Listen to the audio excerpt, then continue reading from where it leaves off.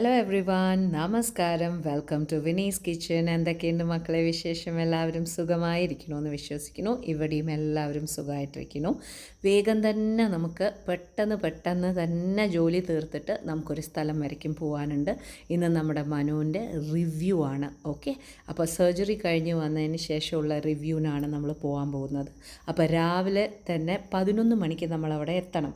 11 മണിക്ക് അവിടെ എത്തണം എന്നുണ്ടെന്നുണ്ടെങ്കിൽ വീട്ടിൽ നിന്ന് ഒരു 10 മണിക്കെങ്കിലും ഇറങ്ങണം. എന്നാൽ മാത്രമേ നമുക്ക് അവിടെ ട്രാഫിക്കൊക്കെ കഴിഞ്ഞിട്ട് എത്താൻ പറ്റുള്ളൂ.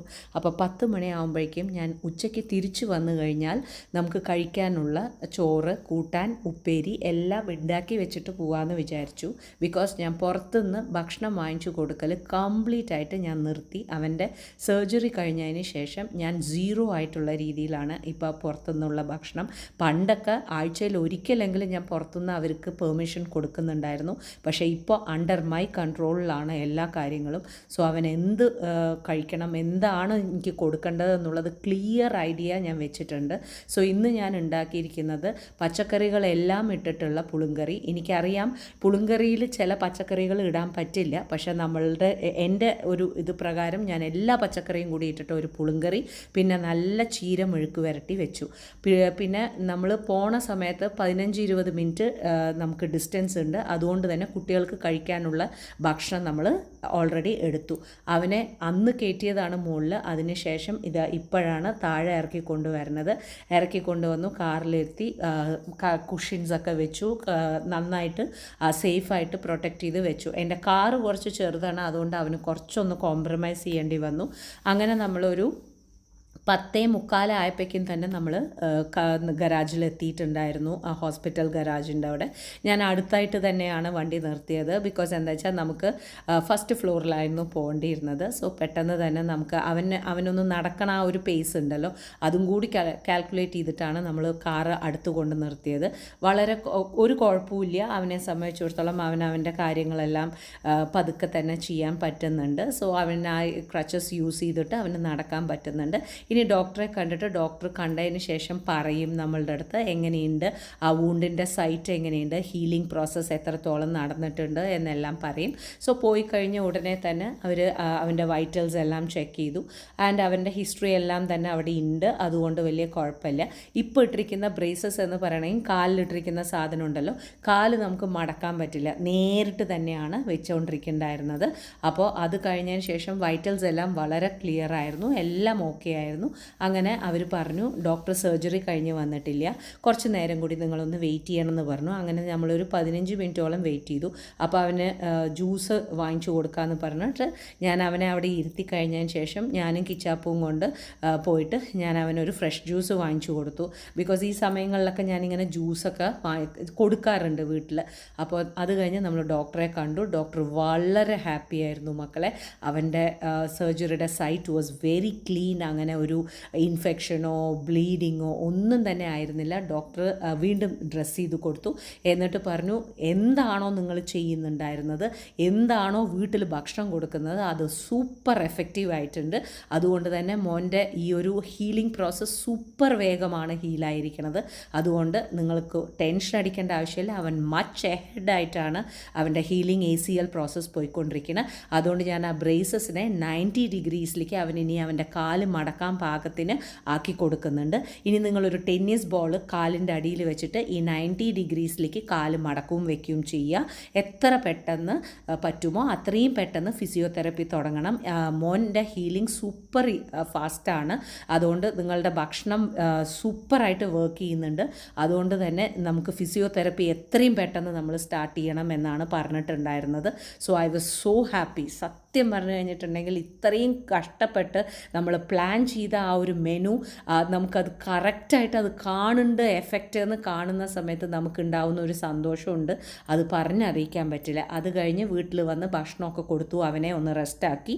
നോക്കുന്ന സമയത്ത് എന്താ ഉണ്ടായെന്ന് വെച്ചാൽ വൈകുന്നേരം കൊടുക്കേണ്ട ABC മാൾട്ട് അങ്ങോട്ട് കഴിഞ്ഞിരിക്കുന്നു. അതാണെങ്കിൽ ഇനി ഞാൻ മറക്കുകയും ചെയ്തു. ഇനി അത് കരാമയ്ക്ക് പോയിട്ട് വേണം വാങ്ങിക്കാൻ. അപ്പം ഞാൻ വിചാരിച്ചു പെട്ടെന്ന് തന്നെ അവനൊരു നല്ലൊരു ക്രീമി ആയിട്ടുള്ള ഒരു സ്പിനാച്ച് കൊടുക്കാമെന്ന്. അപ്പോൾ എൻ്റെ കയ്യിൽ ബേബി സ്പിനാച്ച് ഉണ്ടായിരുന്നു, അതായത് പാലക്കിൻ്റെ പിഞ്ച് ഇലകളാണ്. അപ്പോൾ ഞാൻ സവാളയും നമ്മുടെ ഗാർലിക്കും വെളുത്തുള്ളിയും കൂടി ഇട്ടിട്ട് വെണ്ണയിൽ നന്നായി സോട്ടേ ചെയ്തു. അതിലേക്ക് ഈ ബേബി സ്പിനാച്ച്, ഒരു വലിയ കെട്ട് ബേബി സ്പിനാച്ച് ഇട്ട് കൊടുത്തു. എന്നിട്ട് നന്നായിട്ട് സോട്ടേ ചെയ്യുക. ഇത് ഇപ്പോൾ ഞാനിത് കൊടുക്കാൻ കാരണം എന്താണെന്ന് വെച്ചാൽ ഇത് ക്രീമി ബേബി സ്പിനാച്ചാണ്. അതായത് അവന് ആ വൈകുന്നേരം ഞാൻ കൊടുക്കുന്ന ആ പ്രോട്ടീൻ ഉണ്ടല്ലോ, അത് ഇതിലൂടെ കിട്ടും. അത് 100% കിട്ടും. അപ്പോൾ ഞാനത് അതുകൊണ്ടാണ് ക്രീമി ആക്കാനുള്ള കാരണം. എന്നിട്ട് ഞാൻ അതിലേക്ക് ഫ്രഷ് ക്രീമാണ് യൂസ് ചെയ്യുന്നത്. എന്നിട്ട് നന്നായിട്ട് ഇളക്കുക. ഇത് മനുവിന് ഭയങ്കര ഇഷ്ടമാണ്. ഇടയ്ക്കിടയ്ക്ക് എൻ്റെ അടുത്ത് നോർമൽ ടൈമിൽ തന്നെ ഉണ്ടാക്കി തരാൻ പറയും. ഞാനപ്പോൾ ഇതിനെ കോൺസെൻട്രേറ്റ് ചെയ്തിട്ട് ആ മാൾട്ട് കഴിഞ്ഞാലും കുഴപ്പമില്ല, പെട്ടെന്ന് തന്നെ ഞാൻ നിനക്ക് ഇത് ഉണ്ടാക്കി തരാമെന്ന് പറഞ്ഞ് ഉണ്ടാക്കി കൊടുത്തതാണ്. ഇത് കിച്ചാപ്പൂൻ്റെയും ഫേവറേറ്റ് ആണ്. ഒന്ന് തിളയ്ക്കണമെന്ന് കണ്ടു കഴിഞ്ഞിട്ടുണ്ടെങ്കിൽ ലേശം നമ്മുടെ ചതച്ച മുളകും പിന്നെ എന്താണ് പറയുക ഉപ്പും കൂടി ഇടുക. നിങ്ങൾക്ക് ആവശ്യത്തിനുള്ള ഉപ്പിടുക. എന്നിട്ട് നല്ലപോലെ ഒന്ന് മിക്സ് ചെയ്യുക. ഇത് ഇളം ചൂടോടുകൂടി കഴിക്കാനുണ്ടല്ലോ, എനിക്കും ഇഷ്ടമാണ് കേട്ടോ. നല്ല രസമാണ് ഇങ്ങനെ ക്രീമായിട്ട് പാലക്ക് കഴിക്കാൻ. നിങ്ങൾ വിചാരിക്കുന്നതിനെക്കാട്ടിലും സൂപ്പർ ടേസ്റ്റാണ് ഇത്. നമ്മളൊരു അതായത് ഞാൻ പഠിക്കാൻ പോയ സമയത്ത് ഇതൊരു ഡിഷായിട്ടുള്ള രീതിയിൽ എനിക്ക് പ്രസൻറ്റ് ചെയ്യാനുണ്ടായിരുന്നു. അങ്ങനെയാണ് ഞാൻ ഈ ഒരു സംഭവം പഠിക്കുന്നുണ്ടായിരുന്നത്. അപ്പോൾ ഇത് അതിന് ശേഷം ഉണ്ടാക്കി കൊടുത്തപ്പോൾ അവർക്ക് എല്ലാവർക്കും ഇഷ്ടമായിരുന്നു. അങ്ങനെ 4 മണിയായപ്പോൾ ഞാനത് ഉണ്ടാക്കി കൊടുത്തു. രാത്രിക്ക് അവർക്ക് ഉണ്ടാക്കി കൊടുത്തത്, മനുവിന് ഉണ്ടാക്കി കൊടുത്തത്, ഞാൻ തേങ്ങാപ്പാലുള്ള റാമൻ എന്ന് പറഞ്ഞിട്ടുള്ള നൂഡിൽസാണ് ഞാൻ ഉണ്ടാക്കി കൊടുക്കുന്നത്. അപ്പോൾ അതിനായിട്ട് ഞാൻ നൂഡിൽസ് എടുത്തിട്ടുണ്ട്. റാമൻ നൂഡിൽസ് തന്നെയാണ് എടുത്തിരിക്കുന്നത്.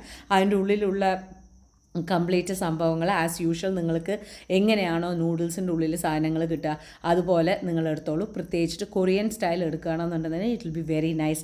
ഇതിലും ഞാൻ ഒരുപാട് പച്ചക്കറി ഇട്ടിട്ടുണ്ട്. ബോക് ചോയ്, അതേമാതിരി തന്നെ ക്യാബേജ്, അതേമാതിരി തന്നെ celery, brown mushroom, baby corn എല്ലാം ഇട്ടിട്ടുണ്ട്. അപ്പോൾ നൂഡിൽസ് നന്നായിട്ട് തിളക്കട്ടെ. തിളയ്ക്കുന്ന സമയത്ത് അതിലേക്ക് നമ്മൾ മുറിച്ച് വെച്ചിട്ടുള്ള വലിയ വലിയ ചങ്ക് പീസസ് ആയിട്ടുള്ള രീതിയിലാണ് ഇതിന് പച്ചക്കറി മുറിക്കുന്നത്. അതിലേക്ക് കംപ്ലീറ്റ് പച്ചക്കറിയും ഇട്ട് കൊടുക്കുക. ആൻഡ് ഇതൊരു സൂപ്പർ ഹെൽത്തി കൊറിയൻ ഡിഷാണ്.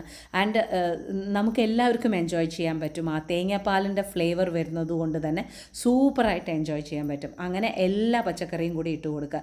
നിങ്ങളിപ്പോൾ എൻ്റെ വീഡിയോസ് കാണുന്ന സമയത്ത് നിങ്ങൾക്ക് മനസ്സിലായി കാണും ഞാൻ എത്രമാത്രം പച്ചക്കറിയാണ് ഇൻക്ലൂഡ് ചെയ്യണത് എന്നുള്ളത്. സോ ഇതിൽ കംപ്ലീറ്റ് ആയിട്ട് പച്ചക്കറി ഇട്ട് കൊടുത്തിട്ട് അടച്ചങ്ങോട്ട് വെക്കുക. എന്നിട്ട് ഈ പച്ചക്കറിയും നൂഡിൽസും കൂടിയിട്ട് ഒന്ന് നന്നായിട്ട് വേവട്ടെ. ഇതൊന്ന് നന്നായിട്ട് കുറുകി വരണം. എന്നാൽ മാത്രമേ നമുക്ക് തേങ്ങാപ്പാൽ ഇട്ട് കഴിഞ്ഞിട്ടുണ്ടെന്നുണ്ടെങ്കിൽ ആ ടേസ്റ്റ് വരുള്ളൂ. അപ്പോൾ നന്നായിട്ടൊന്ന് അടച്ചു വെക്കുക. അപ്പോൾ ഇത് നല്ലപോലെ വെന്തിട്ടുണ്ട്. ആ നൂഡിൽസൊക്കെ അങ്ങോട്ട് കിടന്ന് മയങ്ങിയിട്ടുണ്ട്. പച്ചക്കറി അങ്ങോട്ട് വെന്തുടയൊന്നും വേണ്ട, എന്നാലോ വെന്തിരിക്കണം. അപ്പോൾ ആ ഒരു ലെവൽ എത്തുന്ന സമയത്ത് നമ്മൾക്ക് കട്ടിക്കുള്ള തേങ്ങാപ്പാലാണ് നമ്മൾ എടുത്തിട്ട് ഒഴിച്ചു കൊടുക്കുന്നത്. നല്ല സൂപ്പർ ഗ്രേവി ആയിരിക്കും. ആൻഡ് ഇത് നമ്മൾ വിചാരിക്കുന്ന പോലെയല്ല, ആ റാമൻ്റെ ലെവൽ തന്നെ വേറെ ലെവലിലേക്ക് എത്തും. ഇതൊക്കെ അവരുടെ കംഫർട്ട് ഫുഡിൽ പെടുന്ന ഒരു സംഭവമാണ്. അതായത് tomato ramen, pepper ramen, normal chicken ramen, coconut milk ramen എന്നൊക്കെ പറയുന്നത്. ഇതിൽ ഞങ്ങൾക്ക് കോക്കനട്ട് മിൽക്ക് റാമൻ ഭയങ്കര ഇഷ്ടമാണ്. അപ്പോൾ ഒരു വലിയ ബൗളിൽ അവന് കുറേ പച്ചക്കറിയും ആക്കിയിട്ട് ഞാൻ ആ സൂപ്പും കൂടി കുടിക്കാനായിട്ടുള്ള രീതിയിൽ ഞാൻ ഒഴിച്ചു കൊടുത്തു. അങ്ങനെ രാത്രിക്കുള്ള സംഭവം സോർട്ട് ഔട്ടായി. ഇനി വരാൻ പോകുന്ന വീഡിയോ അവൻ്റെ ഫിസിയോതെറപ്പിയും കാര്യങ്ങളൊക്കെ ആയിട്ടുള്ള വീഡിയോസാണ് നിങ്ങളുടെ മുമ്പിൽ വരാൻ പോകുന്നത്. അങ്ങനെ നമ്മുടെ മോൻ റിക്കവറായി വന്നുകൊണ്ടിരിക്കുന്നു. ഒരുപാട് സന്തോഷമുണ്ട് ഡോക്ടർ അത് പറഞ്ഞപ്പോൾ. നിങ്ങളുടെ വീട്ടിൽ നിങ്ങൾ ചെയ്യുന്നത് കറക്റ്റാണ് അത് പറഞ്ഞ് കേൾക്കുന്നത് തന്നെ അത്രയും സമാധാനം. ബിക്കോസ് നമ്മൾ എന്താണോ വിചാരിച്ചത്, എൻ്റെ കുട്ടി കഷ്ടപ്പെടരുത് ഭഗവാനെ, എത്രയും വേഗം അവന് മാറണേ എന്ന് വിചാരിച്ചിട്ടാണ് അത് ചെയ്തത്. എന്തായാലും അത് ശരിയായി.